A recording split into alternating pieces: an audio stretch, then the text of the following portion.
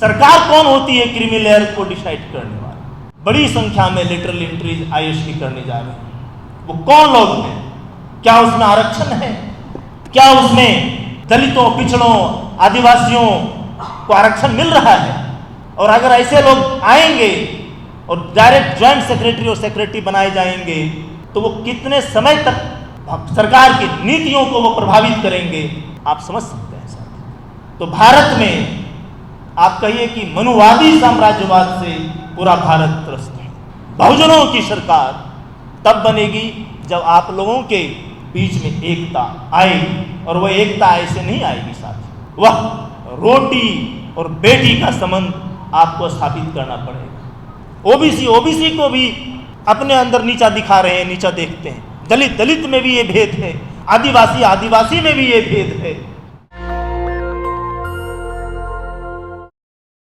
OBC की जब बात होती है और जब ओबीसी के मंच से जब बात होती है तो हम लोग ब्राह्मणवाद की बहुत बात करते हैं, और ख़ास करके मनुवादी ब्राह्मणवाद की बात तो बहुत करते हैं और करनी भी चाहिए।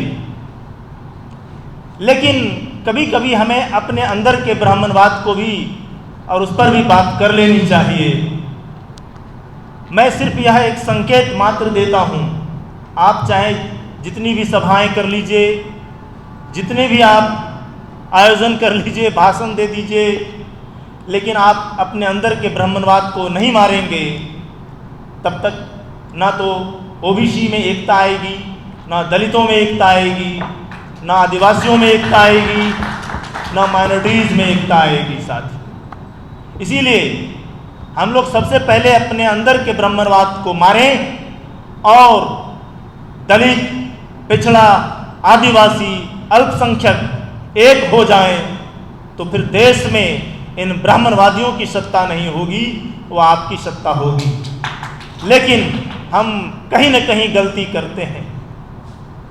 गलती ऐसे करते हैं कि सभी जातियों ने अपने अपने जाति के बड़े बड़े महान नायकों को, ऐसे लोगों को, ठीक है इतिहास को ढूंढिए, इतिहास में जाइए, लेकिन हम राजतंत्र में जो पले हुए या राजतंत्र से जो प्रभावित हमारे नेता रहे हैं या हमारे महापुरुष रहे हैं, मैं उनकी भी प्रशंसा हमारे समाज के लोग करते हैं, क्योंकि उनको आइडेंटिटी की क्राइसिस हो रही है। राजतंत्र चाहे जितना भी अच्छा हुआ हो, लेकिन प्रजातंत्र से बेहतर नहीं हो सकता है साथियों। प्रजातंत्र में आप गुजारिश कर सकते हैं, आपकी बातें भले या सुनी नहीं जाती हो, लेकिन यहाँ पार्लियामेंट है, न्यायालय है, हर जगह पर आपकी सुनी जाएगी, चाहे देर से ही सही, लेकिन आपको जस्टिस मिलेगी। हम संकेत किधर कर रहे हैं, उन लोगों के नाम लेने की जरूरत नहीं है, लेकिन मैं चाहता हूं कि आप प्रजातंत्र में विश्वास करने वाले महानायकों को, उनको अपना कर्णधार बनाइए, उनको आप अपना मार्गदर्शक बनाइए। सर बता रहे थे हमारे पूंजीवादी, अगर अमेरिका अगर पूंजीवाद का समर्थक है और अमेरिकी पूंजीवाद से पूरा विश्व त्रस्त है, तो भारत में आप कहिए कि मनुवादी साम्राज्यवाद से पूरा भारत त्रस्त है। साम्राज्यवाद चाहे पूंजीवाद का हो, चाहे साम्राज्यवाद जातिवाद का हो या ब्राह्मणवाद का हो या मनुवाद का हो, वह भी उतना ही शोषक कार्य है। और आप देख सकते हैं जिस तरह से लिटरल एंट्री हो रहा है। आप आईएएस की परीक्षा जो है, आईएएस में बैठ करके नहीं दिए जाएंगे। अब सरकार चाहेगी कि उनके अनुसार जो लोग हैं, उनके हाँ में हाँ मिलाने वाले, उनके पॉलिसी में और जैसा चाहते हैं वैसा करने वाले, तो उनको आज आईएएस बनाया जा रहा है। पहले भी बनता था, पिछले सरकार में भी ये सारी चीज़ें होती थी, लेकिन आज ऐसे लोगों की संख्या बढ़ती चली जा रही है इस सरकार में। यह चिंता का विषय है। शायद अभी जानकारी मिल रही है कि सरकार बड़ी संख्या में लेटरल एंट्रीज आईएएस की करने जा रहे हैं। वो कौन लोग हैं? क्या उसमें आरक्षण है? क्या उसमें दलितों, पिछड़ों, आदिवासियों को आरक्षण मिल रहा है?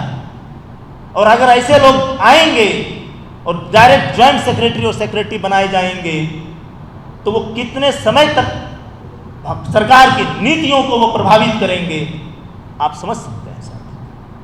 आज देश में एक विवाद उठ गया है क्रीमी लेयर की। सरकार कौन होती है क्रीमी लेयर को डिसाइड करने वाली? सरकार कौन होती है? पिछड़ों में भी उन्होंने एक क्रीमी लेयर लाया है। अगर क्रीमी लेयर की बात करनी है तो एक बहस छेड़िए।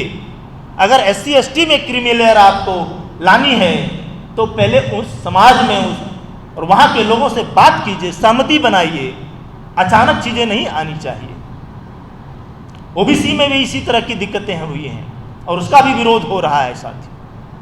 मैं चाहता हूं कि सभी को आरक्षण का फायदा मिलने भी चाहिए, लेकिन यह हमारी समस्या है। सरकार बहादुर की इसमें क्या जरूरत है? सरकार कौन होता है हस्तक्षेप करने वाला? देखिए साथियों, बहुत लंबी बात हो गई है। 2-3 मुद्दों की तरफ मैंने आपका ध्यान आकृष्ट किया, लेकिन इतना आप जान लीजिए कि हमारी एकता और हमारी सरकार, बहुजनों की सरकार तब बनेगी जब आप लोगों के बीच में एकता आएगी। और वह एकता ऐसे नहीं आएगी साथी, वह रोटी और बेटी का संबंध आपको स्थापित करना पड़ेगा। जो मैंने आप लोगों को कहा कि आपको अपने अंदर के ब्राह्मण को मारना पड़ेगा। आप बोलेंगे हम ये हैं, इस जाति के हैं, श्रेष्ठ हैं, ये अपने में भी ओबीसी को भी अपने अंदर नीचा दिखा रहे हैं, नीचा देखते हैं। दलित में भी ये भेद है, आदिवासी में भी ये भेद है। तो फिर आप चाहे जितनी भी इस तरह का आंदोलन और बहस करते रहिए, हम सरकार पर काबिज नहीं हो सकते, दिल्ली पर काबिज नहीं हो सकते साथियों। इसीलिए मैं इतना कह करके, और देखिए ये क्या संयोग है कि हमारा एक पड़ोसी देश नेपाल, वहाँ के लोग भी आज हमारे बीच, नेपाल में भी इस तरह की समस्याएं हैं। तो हमारी संवेदनाएं एक हो रही हैं, हमारी लड़ाई एक हो रही है, हमारी विचारधारा एक हो रही है। इन्हीं शब्दों के साथ मैं अपनी बात को खत्म करता हूं। जय भारत, जय संविधान। नेशनल दस्तक की आपसे गुजारिश है कि अगर इसको बचाना चाहते हैं तो नेशनल दस्तक को सब्सक्राइब करने के लिए रेड कलर के सब्सक्राइब बटन को दबाएं, फिर बेल आइकन की घंटी दबाएं। नेशनल दस्तक को बचाने के लिए बहुत जरूरी है कि हर खबर को शेयर करें, लाइक करें, कमेंट जरूर करें।